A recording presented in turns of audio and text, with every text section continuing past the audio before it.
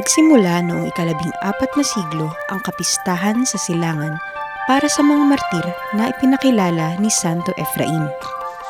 Si Papa Gregorio ika-4 naman ay itinatag ang pagdiriwang ng kapistahan ng mga santo ng Romano Katoliko noong taong 835.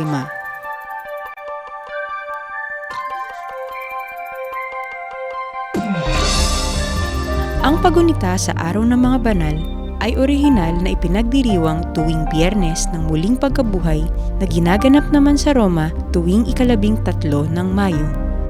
At noong ika-19 na siglo, inilipat na ang pagdiriwang tuwing unang araw ng Nobyembre hanggang sa kasalukuyan.